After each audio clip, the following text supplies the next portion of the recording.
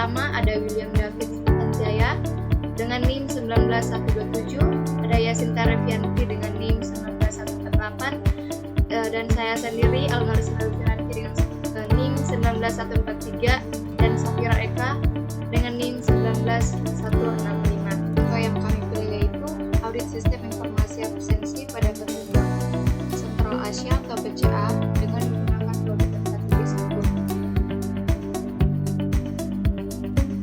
Nah, perkembangan sistem informasi sampai saat ini itu telah mendukung proses bisnis di mana perusahaan seperti penggunaan sistem informasi absensi pada PT Bank BCA. Untuk itu diperlukan suatu evaluasi atau penggunaan sistem informasi absensi yang dimiliki BCA untuk memastikan bahwa sistem informasi yang dimiliki telah memberi kemudahan bagi perusahaan.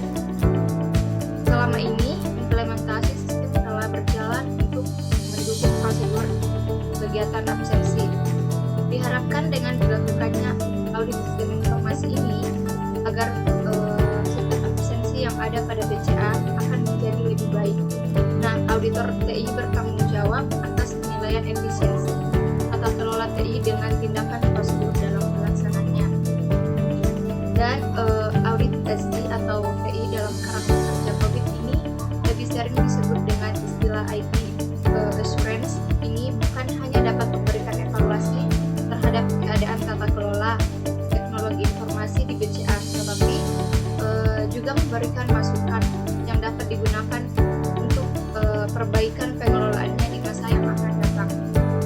Jadi audit sistem informasi itu merupakan proses untuk pengumpulan dan mengevaluasi bukti dalam menentukan apakah sistem informasi telah dibangun sehingga memelihara integritas data, menjaga aset, membuat sasaran organisasi dapat tercapai secara efektif, dan menggunakan sumber daya yang efisien.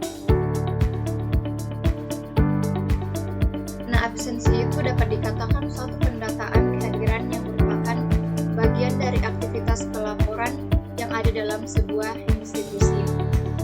Nah, absensi itu disusun dan diatur sehingga mudah untuk dicari dan dipergunakan ketika diperlukan oleh pihak yang berkepentingan.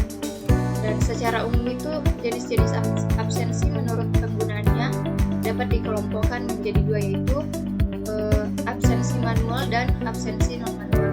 Nah, absensi manual itu merupakan cara penulisan kehadiran dengan cara menggunakan pena berupa tanda tangan, sedangkan absensi non-manual itu cara penulisannya kehadiran dengan menggunakan alat yang terkomputerisasi, bisa menggunakan kartu RFID atau fingerprint. Dan selanjutnya ada metode COVID 4.1. Control Objective for Information and Related Technology ini merupakan suatu framework yang terdiri dari domain dan proses yang digunakan untuk mengatur aktivitas dan logical struktur. Nah, metode COVID ini dapat berguna untuk teknologi informasi, membuat hubungan kerja kebutuhan bisnis.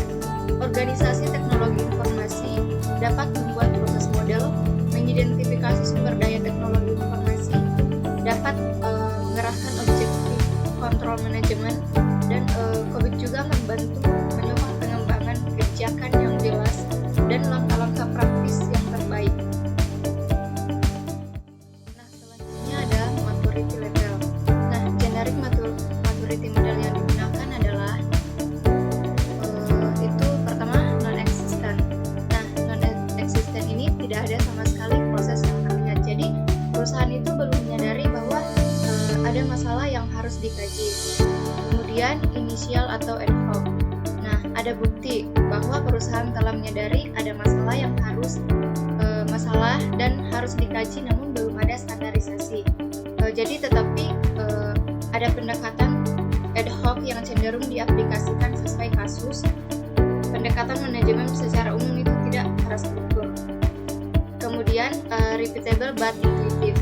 Nah, proses telah dikembangkan pada tahap di mana prosedur yang mirip telah diikuti oleh bermacam-macam orang yang melaksanakan tugas ini. Nah, tidak ada training atau komunikasi secara formal tentang prosedur standar dan tanggung jawabnya jatuh pada individu. Ada ketergantungan yang tinggi pada individu yang sering terjadi teror. Kemudian definite proses, yaitu prosedur telah terstandarisasi dan terdokumentasi dan komunikasi lewat training. Nah, ini merupakan keharusan bahwa proses tersebut harus diikuti. Tapi sedikit deviasi yang terjadi.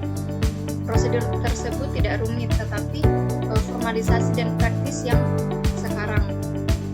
Kemudian manage and measurable, yaitu manajemen memantau dan mengukur kesesuaian dengan prosedur dan mengambil tindakan di mana proses terlihat tidak berjalan efektif. Kemudian optimis, yaitu proses telah dirancang sampai tingkat pelaksanaan yang baik berdasarkan hasil dari pengembangan berkelanjutan dan materi modeling dengan perusahaan lain. Nah, kesimpulan yang dapat diambil dari penelitian tersebut yaitu yang pertama, audit sistem informasi pada PT2CA menggunakan COVID 4.1 sudah dilakukan, walaupun masih belum berjalan secara optimal karena belum mencapai pada tingkat kematangan yang diharapkan. Terus yang kedua, proses tata kelola sistem absensi telah memiliki pola yang berulang kali dilakukan di dalam melakukan manajemen aktivitas terkait dengan tata kelola teknologi informasi. Namun keberadaannya sudah terdefinisi secara baik dan formal sehingga masih perlu untuk ditingkatkan lagi. Kemudian sarannya itu evaluasi tata kelola TI ini disarankan dapat dilakukan secara rutin setiap periode waktu tertentu agar tingkat kematangan yang diinginkan dapat dicapai.